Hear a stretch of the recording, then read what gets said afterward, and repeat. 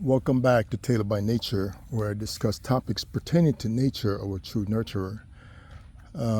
Today, I would like to just address, I think, a fundamental understanding that many people, I guess, based because of the language we speak, English, which is an ideological language, we tend to miss, I think, one of the basic fundamental understanding of how our environment actually work. And because we don't understand the understanding of our, we misinterpret the way our environment function, we tend to miss a lot of things, and those things make a great difference in our, I guess, comprehension of the world we live in. For example, when we look at the Bible, a lot of people look at the Bible as if it was written in a past distant time, where the things in the Bible is not applicable to today's environment or so-called modern world. When in fact it's just a misunderstanding of how things actually function. I think a lot of us, because we speak a language called English, and it gives us very concrete definition of things, we tend to miss the I guess the nuances of how our reality functions. For example, like I said before, many people think that the stuff in the Bible is written about in the past, but if stuff is being interpreted through a biological or nature or natural sense, there is no thing as the past, present, or future. They are just cycles. And like I explained in one of my videos, cycles come in and cycles go out. For one of the cycles that we see and we experience as humans are the seasons we go through. This is one example of the cycles that we have. But within our existence in nature, everything in nature are in cycles. Everything is in cycles. So things doesn't get old or changes. They just come in cycles. And if you understand how or you could actually comprehend this cycle, then you realize there's no such thing as modern this or modern that. There's nothing new under the sun, as they say. Why? Because things function in cycle. And one of the, like I said, what reason why I use the Bible is that many things the Bible speak of, the reason why is relevant in the past and is relevant today is because the cycle effect. Because it's not old or new, it's just a cycle. One of the stories in the Bible is about Jacob and Esau, and many of us see Jacob and Esau as, if you understand the Aramaic or get a understand how the Aramaic function, you understand how the story of Jacob and Esau is actually still relevant to this day. So Jacob and Esau's story, we see their mother, and their mother, her name was Rebecca. She came in, and we people saw the story about how the blessing was changed from Esau to Jacob. And many people look at it and it's like, why would she do that? And the reason why she do that, because she understand understand our actions. And even though things come in cycle, our actions would determine what will happen within that cycle. And one of the things she didn't want to take place within that cycle is the maintenance, the continuation of her lineage, of her wealth, of her health, and of all the resources that the family had. And so because of that, she did what she did.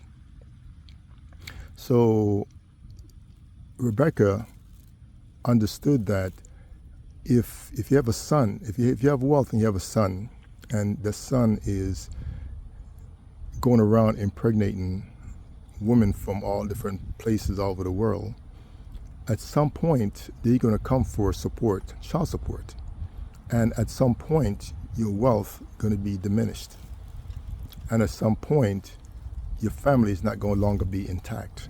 So because of that, she put stuff in place to ensure that the wealth, health, and the financial aspect of their family and their lineage and everything remains in the family, which is how society on a large scale across the world functions. No one want to live in poverty.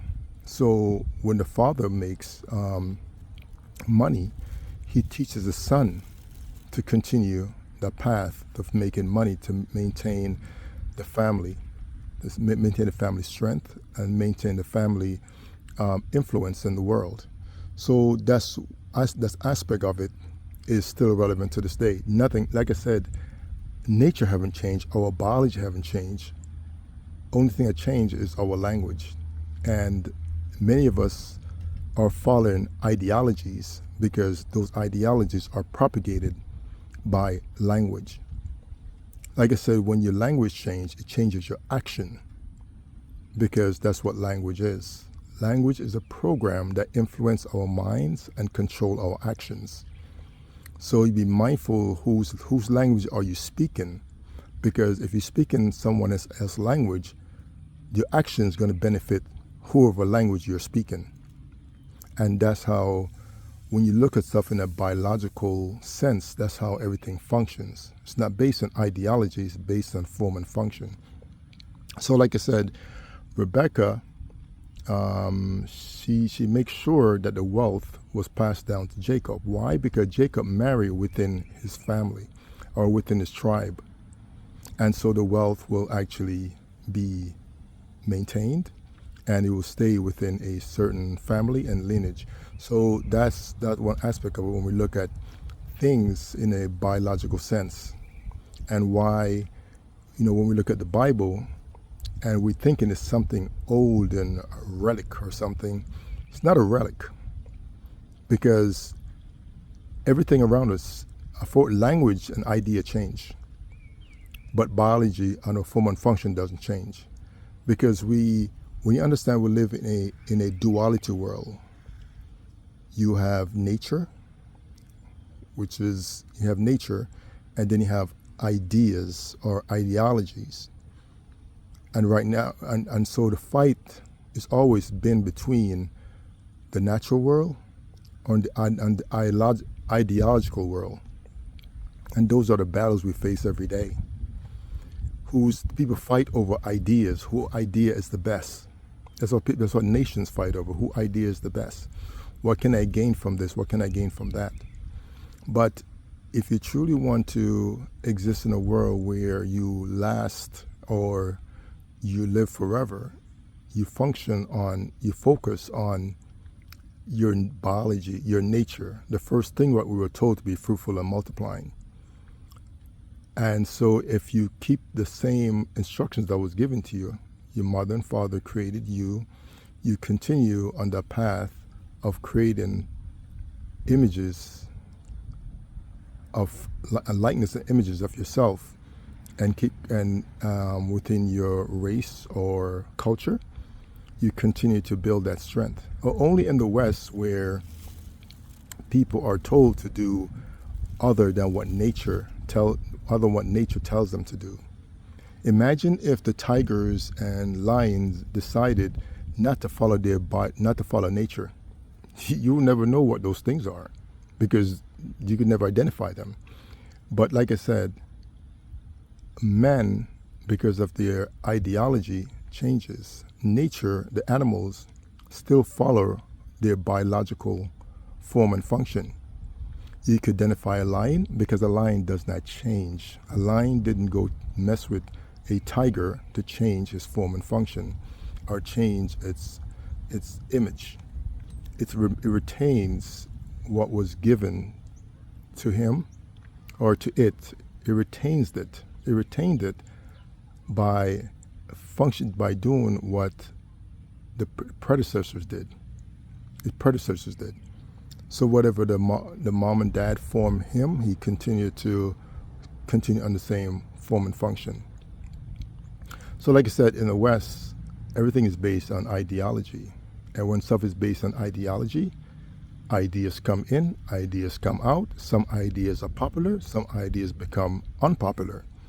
So you're always in this continuous change, trying to adapt to appease ideology when we should be following nature, our true nurturer, because nature doesn't change, because everything was made good. And because it was made good, there's no need to change.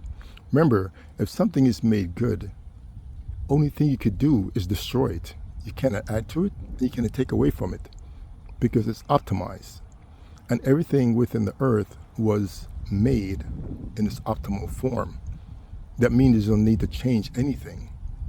Matter of fact, that was one of the issues in Adam and Eve have, because they decided to change their form and function. Their action changed their form and function. Them messing with the angel, Eve messing with the angel and having its offspring, which is Cain and Abel, change the outcome, which means Cain and Abel was of a different kind, because two unique species mating, it creates something different. Just like if you have a lion and a tiger mate together, you get a liger, whole different kind. And that's what we see in this world today. People, based on their ideology, think it's okay to change form and function when the creator have no intention of changing this form and function. Because like I said, the only thing that changed its form and function on the earth is men. Men decide to mix with angels. Men decide to create this different form and function within the earth. The animals retain their true identity of who they are. And because they retain their true identity of who they are, they continue to exist. Birds exist because they didn't decide to mate with anything else. They decided to follow their form and function. But like I said, man, they were told not to eat of the tree, and the eating changed their form and function. Because it's not the things that we say that corrupts us, it's the things that we eat that corrupts us. And that corruption comes in many forms. The things you hear, the things you eat, the things we mate with, that's how destruction comes into the earth.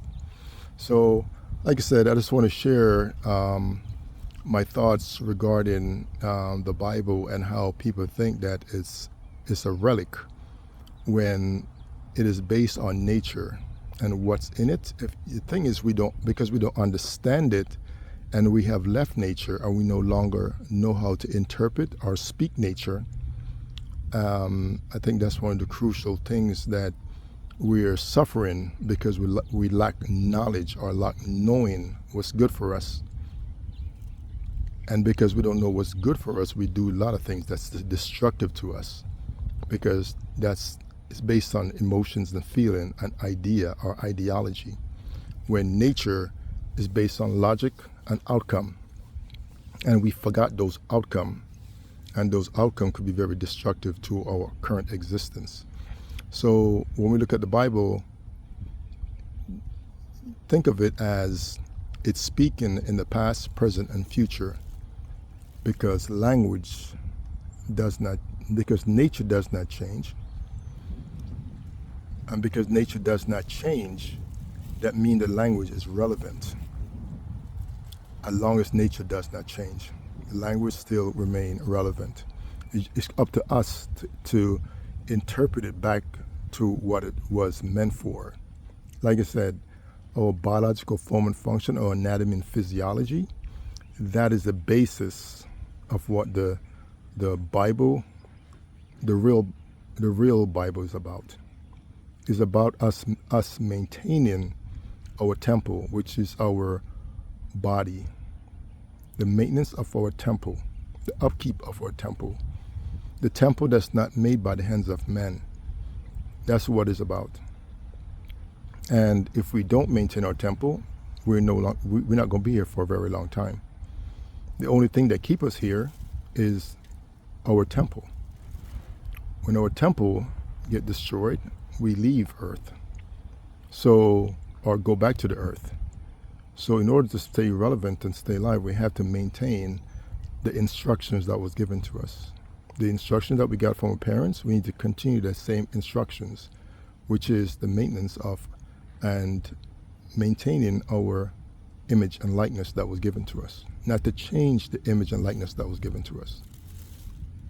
Because that, if you change something, that means is a downgrade from what it was, and that could be detrimental. Remember, we're designed optimally. If we change anything, it becomes suboptimal. Thanks for hanging out.